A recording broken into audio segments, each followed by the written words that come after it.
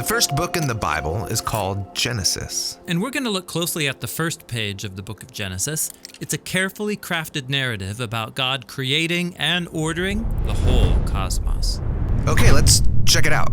Now, the opening line of the whole Bible is, "In the beginning, God created the skies and the land." Now, your Bible translation might say the heavens and the earth. In biblical Hebrew, the word for heaven refers simply to the sky above. And the word for earth does not mean globe, but rather the land. The ground below us. Right. This line is summarizing what's going to happen in the following narrative, which starts in the next line. And it reads, "Now the land was wild and waste." This phrase rhymes in Hebrew.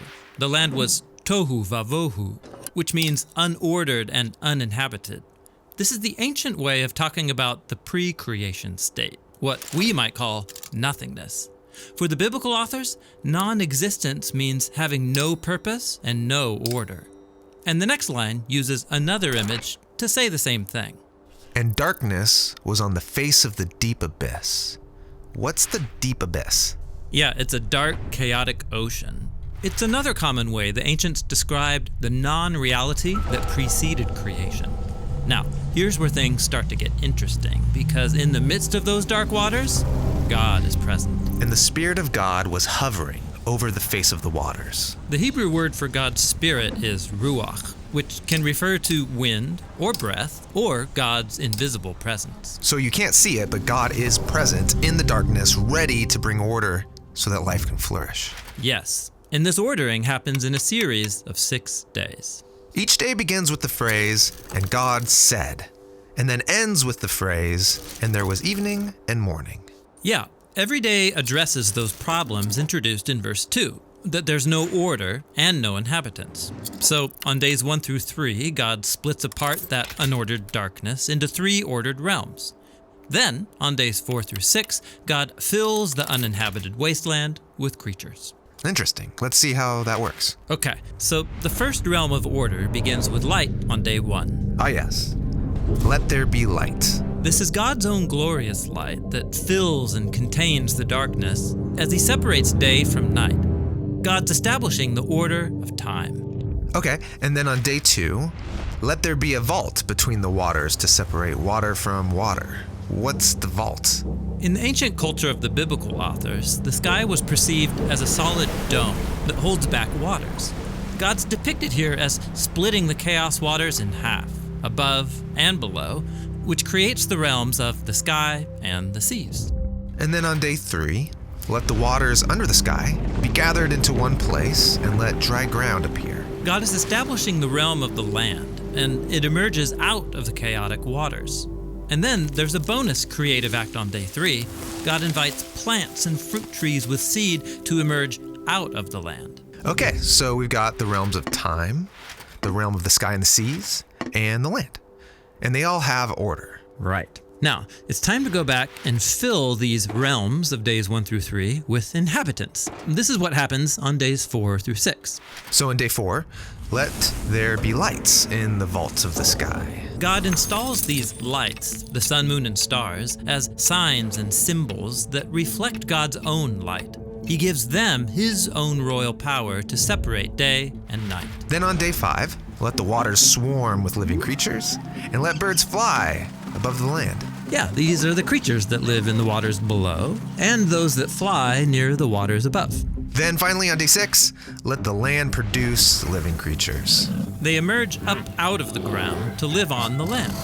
And then, matching that bonus act of creation on day 3, God makes a special land creature, human, or in Hebrew, Adam. Then God provides all of those plants from day 3 as abundant food. Now, over and over, God says what he created was good. But then after making humans, God says that it is very good. Yes, humanity is the climax of days 1 through 6, and their importance is explained in the first poem in the Bible. So God created humanity in his own image. In the image of God, he created them. Male and female, he created them. So humans come up from the ground like the other land creatures, but they're also more.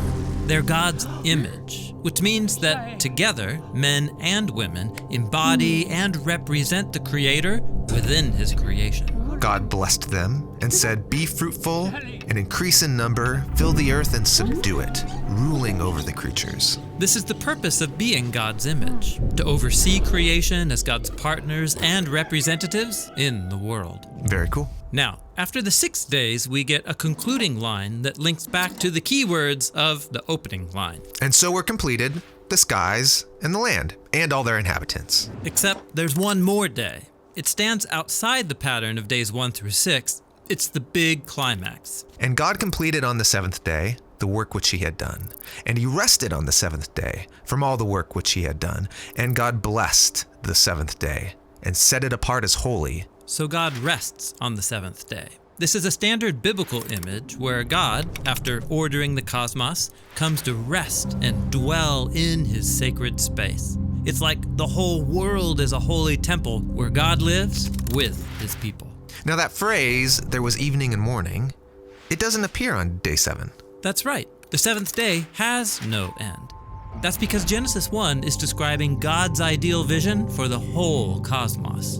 A place where God lives with his partners to rule the world in harmony forever. Yes, the 7th day is the goal of creation. It's actually so important that the author of Genesis 1 has woven the number 7 into every part of the story. There are 7 days of creation, 7 announcements that creation is good.